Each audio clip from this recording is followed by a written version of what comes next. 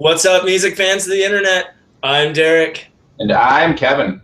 and together we're last week's album. We're bringing you two opinions on the best new music. And on this week's episode, we're talking about an album called Drownin on a Mountaintop by T. Hardy Morris / Hardy and the Hardknocks. And we're asking the big question on Mountaintop: is T. Hardy Morris's new sound solid as a rock or too craggy to climb?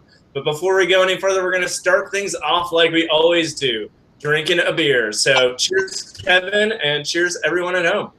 Cheers, Derek, and everyone at home. All right, so T. Hardy Morris is the frontman of the band. He was previously a member of Dead Confederate, as well as Diamond Rugs, which was a side project featuring members of Deer Tick, Los Lobos, The Black Lips, and Six Finger Satellite. And this particular album is a follow-up to the critically acclaimed solo debut Audition Tape. So this is kind of a sophomore effort, although it's under the name Hardy and the Hardknocks. So first under this moniker, and he's joined by Matt Pistol Stossel, Von Lamb, and Nick Sturchy to round out the quartet. And in describing the sound, in one interview he said, I had a couple of songs that we were calling crunge, like country grunge. So that's what he kind of thinks it sounds like. But now we're going to tell you what we think it sounds like. So Kevin, why don't you start us off? Sure. I think this album sounds like PUJOL gets a deer tick that infects him with Nirvana. What do you think, Derek? That was good. I think Hardy and the Hardknocks sound like Langhorne Slim, Ryan Adams, and Uncle Tupelo, but they ain't no knockoffs either. That was like the only play on words I could come up with a Hardknocks that wasn't a reference to the NFL show of the same name. So that brings us to key tracks. Kevin, what did you have? I've got track number 8, Cut and Dry. What about you? I'm going with Quieter When I Leave Town, which is track 6, but we're going to go in opposite order. So why don't you start us off? Yeah, sure. Cut and Dry, like I said, is number 8 on the album. And it's got this really crunchy guitar, popping drums, noodling bass. And then those are sort of the grunge elements. But then at the same time, there's this old school country pedal steel and these really sort of rebel country lyrics. He opens with, I don't know what's easier, leaving or left behind. And the chorus goes into these wailing vocals that do sort of their own call and response with the pedal steel, which is really what made me latch onto this song in particular. And I just thought it's that perfect mix of grunge and country, to borrow T. Hardy's description of the sound as well. I just think it perfectly encapsulates that idea. So that's why I'm digging it. What do you think about number 5? Very cool. Actually, track 6, Quieter in parentheses, When I Leave Town.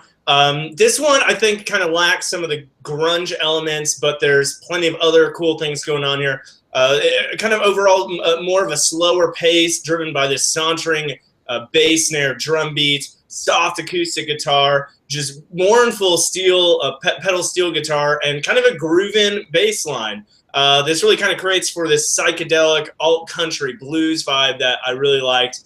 And it's kind of this self-deprecating story of him going back home and, well, it kind of wearing out his welcome.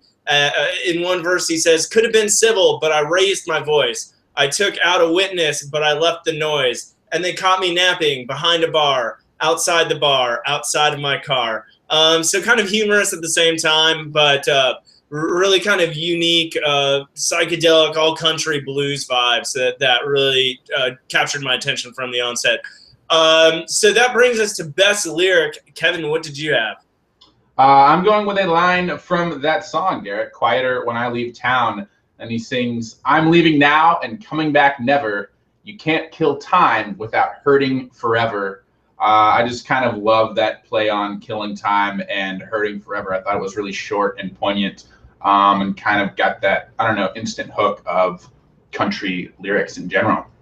What'd you like? Oh, man, that's good. I'm actually going with it from the album Closer, Just Like the Movies, and I think it's going to be along many of the same themes that you just mentioned. He says, just like the movies, our eyes met, and just like the movies, by the end they were wet. Just like in the movies, I can't catch each word. Love is a language with no subtitles.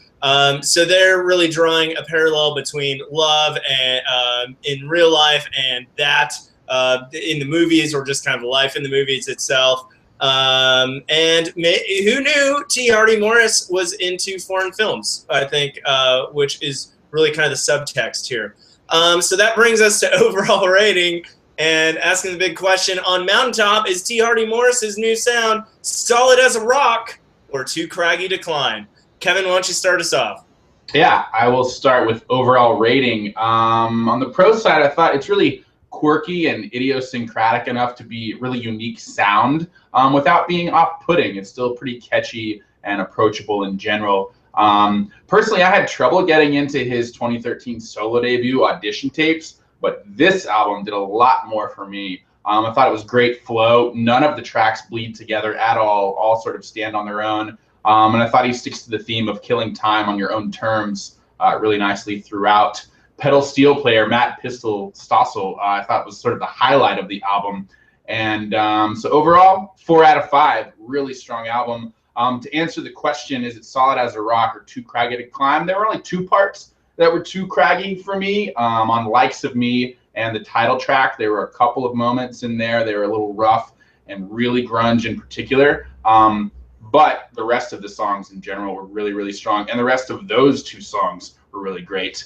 I'm a little worried this album is a one-off. I hope there's more to come. It's hard to tell by the title and this new sort of take and sound, but I really hope there's more to come. So yeah, I'm digging it. What do you think, Derek? Absolutely. I'm going to start by kind of answering the question first. And I think this kind of mirrors a lot of the points you just made. I don't think it's quite as solid as a rock, but the view from the top is definitely worth the trek there. I think there were some rough edges at times. But again, I totally agree with you. I like the very unique sound he has here, which is really kind of centered on these crunchy guitars contrasted with the pedal steel guitar.